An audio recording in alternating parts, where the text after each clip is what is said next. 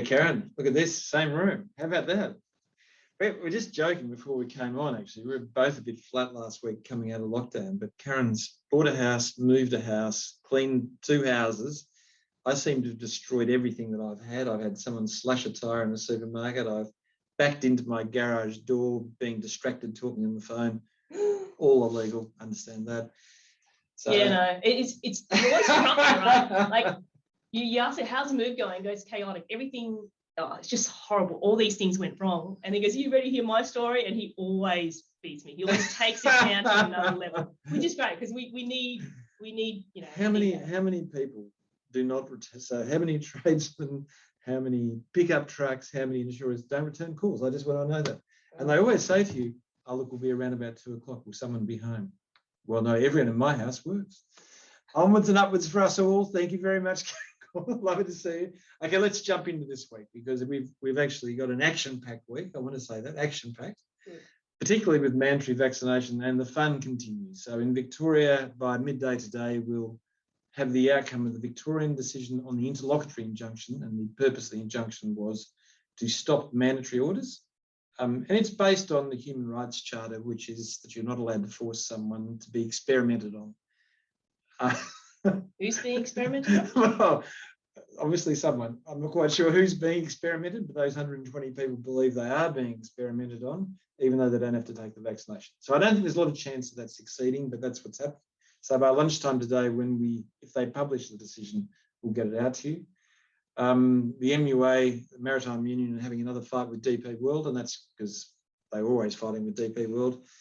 22 people refused to get vaccinated under their mandatory policy that they had, and they've brought a dispute. Let's wait and see where that goes, because these aren't people caught by mandatory orders, so we'll wait and see about that. That should come out in the next couple of weeks. What we have seen, though, is 3 really illuminating cases that talk a lot about the issues that we talk about every day. The first one is the drug and alcohol case of Masters and Wilma Sugar, where a guy who worked in an office had been at work a few times and seemed a bit dazed. They didn't do much about it. He then gave the telltale sign of ringing up saying he'd fallen over his cat and injured himself. That's got to be a sign, isn't it? So he's obviously a lion tamer, and came to work and was clearly off his chop. And they tried 2 oral swabs, got nothing. Went to confirm it with a urine testing. Was 19 times. I'll say that slowly. 19 times over the permissible level. Mm-hmm. When pressed on it, he eventually said he must have unknowingly swallowed hash cookies. Now you can see the difficulty with that. Unknowingly swallowing hash cookies means that you knew they were hash cookies, but somehow you unknowingly swallowed them. Mm. Anyway, whatever it is, it came along to the commission. The commission, and this is the really important part of this story, besides the fun in it, they looked at the fitness for work policy, and it was a good fitness for work policy. It set out a number of processes which were reasonable. Everybody knew about it. They knew what the impact would be, that you could lose your job. And so the commission said, look, whether you knew about it or not is not the issue. You certainly did know that you weren't fit for work, and therefore the termination was upheld. I think it's a great case, and I think it's a great case because it takes us back to what Karen and I have been talking about, policies and procedures being right, being understood and being fair. And if that happens, these crazy excuses you get with positive test, and Karen, you've been in the HR industry where lots of crazy... Oh, how many cherry ripes can you eat, right? Yeah, and isn't that a test of cannabis? If you've eaten 5 cherry ripes, you know that you're stoned. Yeah, why are you eating 5 cherry ripes? It's a bit like Cheech and Chong with pizza. What is it? Being in the same room as somebody else who's smoking? Do you just recall the other day that happened? And it must have been a really small room. That's right. And, you know, when people are smoking these great big white paper things and going, wow, man, you've got to understand it's not a cigarette, don't you? Yeah. Anyway. But process and policy, very, very helpful, very clear. And look, these interesting excuses and justifications always come out. I mean, they're somewhat entertaining, but... Peter Sinclair can do the cherry ripes without dough. I just want to say that. Look, the justifications and the excuses are interesting, but they're irrelevant when you've got really clear policies. Yeah, no, that's right. Next one's a discrimination case. Ferguson and Martin and Kevin Prendergast, which is a construction site. Now, my son's a rigger in construction sites, and he comes and tells me the language and the behaviours. And I used to be a building construction lawyer And I used to work on sites as a young man. And I don't know, I could still be a young man to some of you, but it's unlikely you'd believe that. But the point was, it is a rough old place, a construction site. But the language used to these two Maori workers, and particularly one of them, was deeply offensive and could only be said to be racial in nature. Now, he actually, the guy who brought this claim, also used bad names for himself as a way of sort of dealing with the issue. So he occasionally used stuff which was racial in nature. And the argument was, well, look, if he did it, it's sort of okay, and it's not really racial, it's just rude talk. And the difficulty in this case, I guess, and this is the real nub of this case, he brought an adverse action claim before, and he'd been sacked for drunkenness and a few other things. So that claim, his adverse action claim, had failed. This discrimination claim was after he'd been sacked. I want you to remember that. And he brought it because of the racial vilification, effectively, that he suffered. The court found he had suffered, and he quite clearly had. The language used was just terrible. And they found that it connected to damage that had been done to him. Okay? So it had committed some forms of psychological damage. And they ordered him $50,000 general damages. Now, damages in discrimination law has three major heads. It has general damages, which is loss of amenity and quality of life, economic loss, both past and present, and it also has medical damages past and present, just like a common law claim. He wasn't pursuing the economic loss. He wasn't pursuing the medical claim, and he got $50,000 for what is, in that industry, lower level discrimination. And it's not sexual harassment, for which there is a very high general damages that's been aligned with the common law. So, and just a bit of context on that. So this is quite significant, this case. So let's say 5-10 years ago, would that have been different? No, do you think? 5 to 10,000. So general damages would have been $5,000 to $10,000. In fact, in the case that was the Oracle, Stevenson Oracle, the leading case that moved the threshold up for general damages in sexual harassment, they said in sexual harassment, the prior GD, general damages, were between 7 and 13, and Buchanan, who was the judge, ordered 13 because he thought it was the high level, it's the highest he could give. And that case subsequently went to $100,000 of general damages. What this case is showing you is that any form of discrimination now is coming out at around about where the common law. Yeah. Now, if he'd left and his psychological injury was such that he ceased work and was unable to continue work, his economic loss, just say he was on $100,000 as a construction worker, which is not uncommon in the CBD, his general damage, his economic loss could have been $300,000, $400,000, $500,000. His medical loss could have been $40,000 or $50,000. And if his psychological injury was greater, you could have had a claim that was $700,000, $800,000, for which you're not insured. And if they had brought that claim under the federal discrimination, like the good plaintiff lawyers are bringing, there's cost ramifications as well. And what you get is a letter of demand very early on for a large amount of money and costs. And you've got to take it seriously, because if you don't, there is a cost penalty down the track. Okay. And again, that cost penalty came out in Oracle instead. So you can see how clear. So look, interesting case, because it's showing where the tariff for damages is going. The next case, I think this is a case that Karen and I have been waiting to happen in workers' comp land, but we've talked about it so many times around investigations. It's Summerton and Sullen is the name of the case. It was a neonatal nurse who was 62 years of age. She was advised in June 2017 that she was going to be suspended on pay. She asked why, and she said for misconduct, but they didn't have the allegations for her. It was only in September, after she repeatedly asked for the allegations, she got a letter of allegations that specified what was happening, and no decision was made until January 16, 2018, 6 months. And this was the provision, it was a breach of privacy rules around client records. So it could have been done within a couple of days. She had Crohn's disease, and the medical evidence was that the impact on her psychological state was such that it exacerbated Crohn's disease, and therefore her claim was around several Crohn's disease related bowel surgeries. And the doctor said, yes, they were related. Interesting case. And the interesting part of this case is there is no way this investigative process and the putting of allegations was ever proper. any claim for just psychological injury would have succeeded because it wasn't reasonable management action. Mm-hmm. Now, we've talked in the past about adverse action. If you stand somebody down on pay to investigate them and then you drag your feet, it could be adverse action, okay? But whatever it's doing, it's damaging someone. And I can't understand this dragging your feet around investigations. You get a set of allegations, you create an allegation.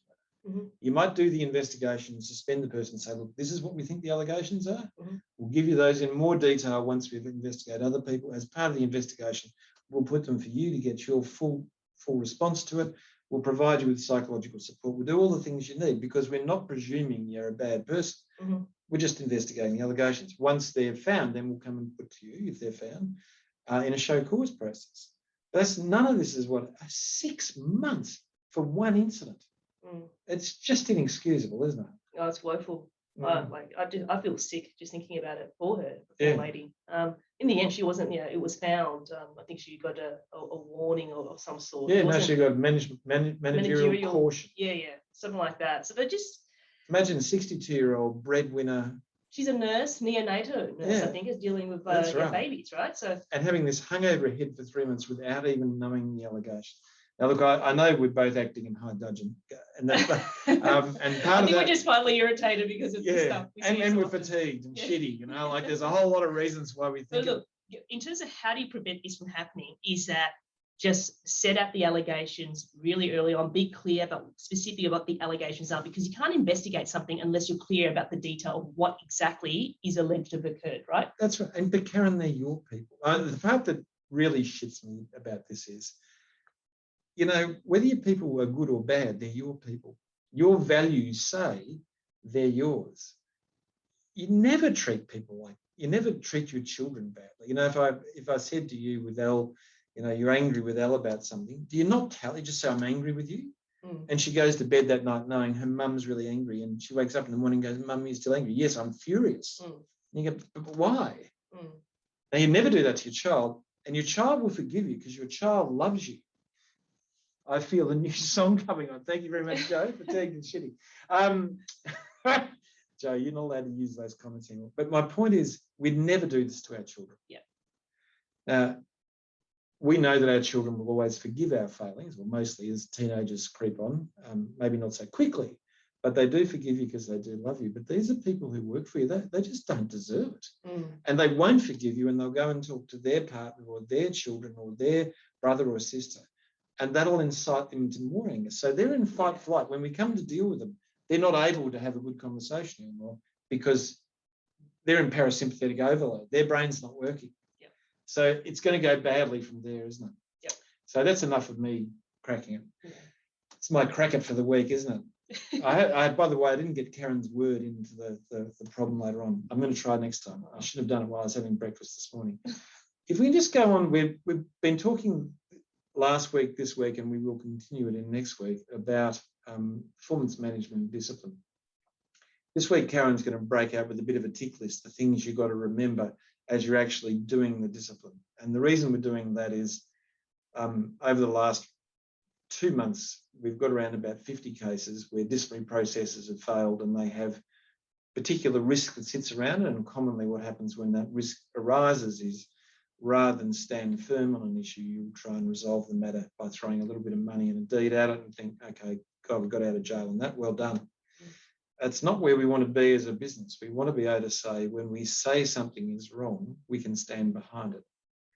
And probably the first part that I see on a regular basis where people get it wrong, and they get it wrong because everyone is scared of discipline, including the people who are delivering the discipline. So they're in fight-flight as well. And so they come in, and I think Karen's word she used in the green room before, sorry, I just want to use that as a joke, was that people become very clinical and they stop being themselves. They remember the only way the person who's really scared sitting opposite you can hear what you're saying is if you're you.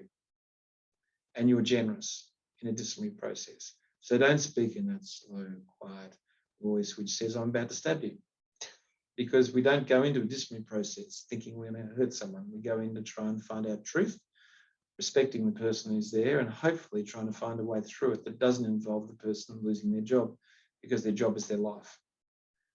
And if you need that reset, say it to each other before you go in the room. And the issue that comes out so often is the role of a support person. Before you ever start a disciplinary process, look at your industrial instrument as to whether it is a support person or a representative, and look at your own policies and procedures, because they're two different people. But a support person is there to emotionally support the person. They're not there as an advocate.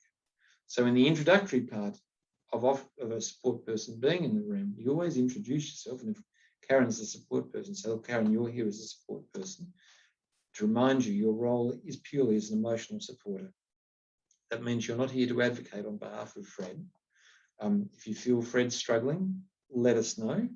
If you feel you need to speak to Fred because they're struggling, let us know. We can always take a short break. Remember, you don't have to do this from start to finish. But what you don't do is when Karen speaks up to say, look, I don't think Fred understands what you're saying.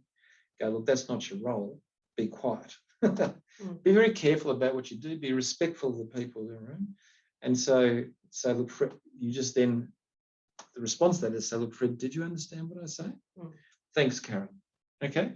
Because what we're trying to do is create an environment where people can hear. Remember, when people are in fight-flight, three things happen. The first is their executive function fails. That's the thinking part of their brain fails. So you're talking to a person who can't think. You're talking to a person, secondly, who can't see nuance. You're trying to help them. And thirdly, they're driven by the narrative of protection, which is you're actually trying to hurt me. So everything they're hearing is, I can't understand what you're saying. So they're not hearing you. I can't understand you're doing this for the right purpose. And I know you're trying to harm me. That's what happens in fight-flight. So please, no clinical behaviour in a room. We're humans. Karen, do you want to bring your slide up and talk to it? Yeah, sure. Soph? Well, she's on the ball today, Soph, isn't she? We still don't have music, by the way, which is I don't think we need music. No, I think we're pretty good. Okay, back to you. Alrighty, so what we've got here, a slide for you today, a few points for you in terms of helping prepare for an effective disciplinary discussion. Now, I'm assuming here that all the groundwork's been done by way of the allegations and the investigation itself. So that's all been sorted in terms of, I'm talking about the next step in terms of now meeting the employee around a disciplinary outcome. So I've put really there 4 stages for you. So firstly, notifying. You need to notify the employee that you want to meet with them about the issue. So rather than, can I catch up with you and this has happened, because you need to notify them properly about the issue that you're going to speak to them about, and that it may involve a disciplinary outcome. Outline that a support person is welcome, rather than saying that you are entitled to a support person. I think with some of our language, we need to be thoughtful around that. Now, of course, Andrew, you called out earlier, unless the industrial instrument, being clear about whether it's a support person versus a representative, but support person, get that right there. Can I just say, it doesn't matter who they are, they're in your business, representative or support person, and they work and live through the lens of your values as well. I just want to be careful, so there's no one shouting as a representative either, because that's also unacceptable. I'll get back to you because we're running out of time. No, that's cool. No, that's cool. And also outline that there are other employee support services available to them as well. So outline the findings and the consequences based on what the policy or the rule was, by way of and what that will also result in terms of you're looking at a warning, potential termination. This is the important part, seek their response to the findings. Okay, you need to. Each and every one. Yes. So make sure that you get something from them on each one. So with that, the next important part is to consider it. Okay, so don't just, this is the problem with people preparing to the extent where they pretty much write a script in terms of predetermine what they're going to do. So, step away for 5 minutes, come back, terminate the employment. No, you actually need to consider what they say, because there may be things that you may not be aware of that are relevant in terms of you making the decision. So determine the appropriate disciplinary action based on that. Consider other relevant factors. So organisationally, we talk about condemnation all the time, Andrew. To talk about consider their history in terms of employee records and in terms of any prior incidents. That goes to harshness, just to be really clear. If a person does something once, it's a middle level, could be termination, could not be termination, and you terminate, it's inevitably going to be harsh. Yep, and that goes to the next point about, based on all that, is there valid ground for termination based, and we're considering whether it's harsh, unjust, or unreasonable. So the next part of it, therefore, is just once you've made that decision, you notify the employee of the outcome, do it formally in writing as well. So follow up within 24 hours, Remind them again that there's support available to them, and don't treat the incident or the issue as an isolated matter. There are organisationally, I imagine there would be things that you would need to do to prevent a reoccurrence. So certain corrective actions. So I think the corrective action is the most important part, Karen. If you're not terminating someone, you must build a performance management process around the conduct or behaviour. To your last dot point, what happens if this is undertaken with your manager, who is the... we'll have to get back. We'll get back to you. We'll get back to you on that one. But the important thing is never, like same with children, never just say you're a bad girl or a bad boy.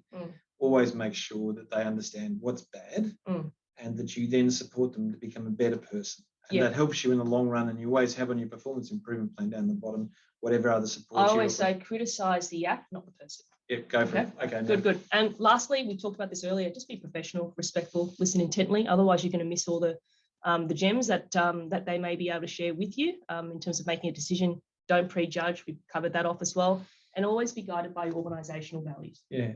And the other thing that I just say, please be kind, because this is the worst experience someone else is going to have. It's a very emotional experience. It's very charged. And you're feeling it yourself, like it's hurting you. You can feel it. I after all the things I've done, when I deal internally, I don't sleep the night before. I'm distressed by it. I overthink it. I practice things in my mind, even though I shouldn't be practicing things. And I actually have to be quite thoughtful and deliberate about what I do to be me in the room and not to take in all these preconceptions, because I'm a mixture of angry because the other person's done something bad and scared because I don't want to do something wrong and hurt them. Very hard, okay? Hard for everyone. Yeah. All right, Soph, can you kick up with the problem, please?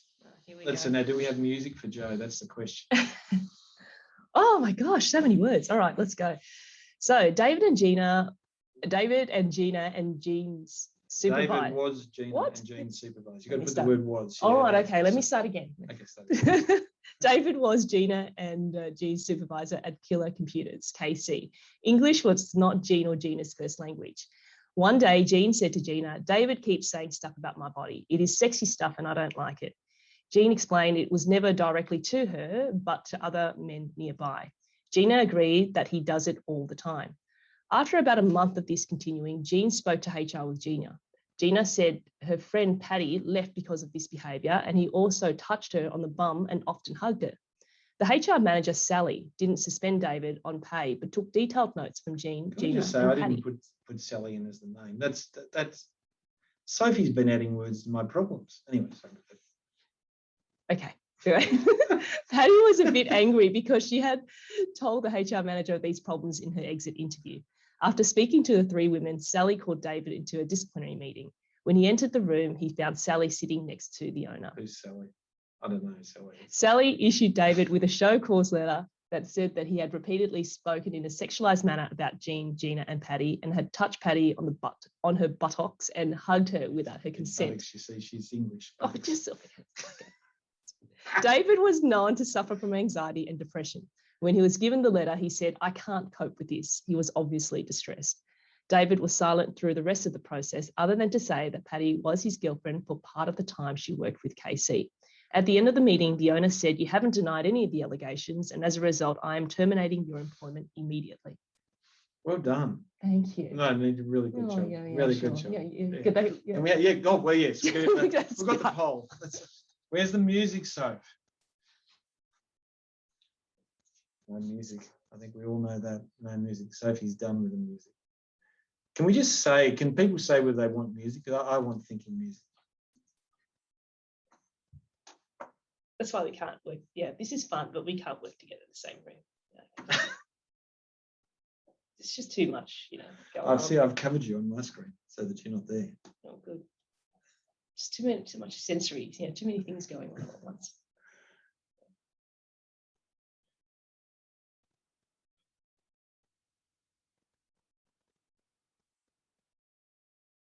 Okay, we've got lots of people putting in. We're up to how many people have we got going in there now? I can never. We've got a third of people completed. Well, let's wait for another minute then. Mm-hmm. We've got a lot of people today, so.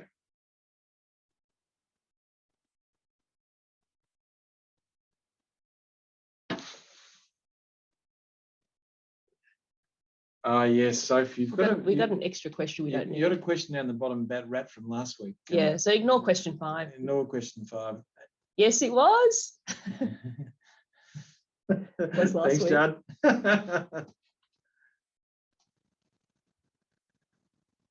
I'll ask the question later. So question 5 will be, could I don't want music either. Geez, sorry, Kate.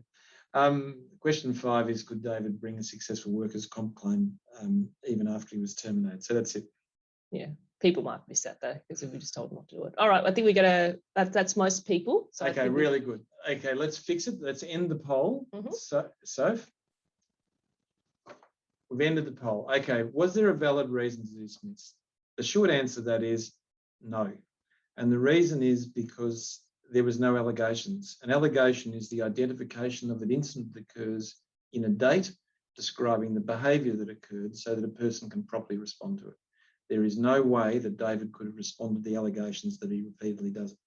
I mean, do you do it on days he wasn't there? Okay. Yep. So it can't be a valid reason because there was no allegation that was properly put. Okay, that's fundamental rule around investigations. The second question is, did David didn't ask for a support person, but under 387D of the Fair Work Act, you just can't unreasonably refuse someone. So the question is, let's see what people did say, by the way. People said, yeah, so it's the short answer is, he effectively was unreasonably refused, and that's what a court would find. And that is because he disclosed that he wasn't emotionally able to cope with it. So 2 parts of 387 are involved there. Was he able to respond to what was put? No, he wasn't. So he would have breached that provision of harsh, unjust and unreasonable. Secondly, he needed someone to support him, or he needed time. So the atmosphere in which it was put to him was unfair. But it's even worse than that. He wasn't part of the investigation. So he wasn't given a chance in the investigative place to respond, and he wasn't then being told of the findings in the investigation, which again is why it wasn't valid, because the process of investigation was incomplete. And it's also why it is certainly unfair and unreasonable in the manner that occurred. Okay. And so he should have been provided with either time or said, do you want a support person? And that didn't occur. They just pressed ahead. The issue is, could the complaints from Paddy be used for summary termination? The answer is absolutely no, because they are stale. And we talked about condonation. Paddy had already raised these complaints several months before, and they had done nothing about them. For summary termination to proceed, you have to be able to demonstrate there is an urgent need to terminate this person's behaviour.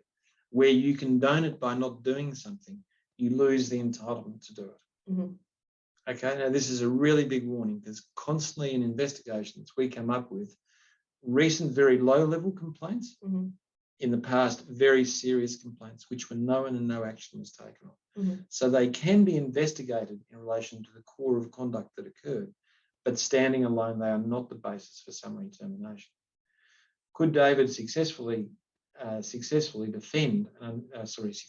an unfair dismissal claim? Absolutely. And he would be successful. And the trick here is you would be arguing in your affidavit material or statement material that it was unsafe for him to return. So you'd be paying money rather than reinstatement. Now, the next question is Rat's business in New South Wales. Rat had nothing to do with this. But the question I do want to say to you is, yes, he could have put in a workers' compensation claim even after he was terminated, because this was clearly, in all jurisdictions, you don't have to be employed to bring the claim. Okay. If it's in the immediate aftermath of termination, you can bring a claim. It's devastating for your premium, because if they're not employed going forward, it maxes out the premium. And this clearly wasn't reasonable management action. So if it's a psychological claim, he's home and home. So there you go. That was a really tricky problem, wasn't it? And I'm sorry we gave you such a tricky problem, which was a very legal problem today, okay? But I think it's because we see so much confusion in this part of the process, and we're always moving so quickly to get to the end of it, to do the right thing. That's right. Sometimes we miss key elements of what we need to do. So I'm sorry for those who may felt they didn't get it right and feel bad about it. Don't. I crafted this deliberately to make it incredibly hard. It's 11 a.m. Somebody just told me. It's on my own phone. It decided to tell me. Okay, guys, have a great weekend, and See thank you very everyone. much again. Okay. Bye-bye.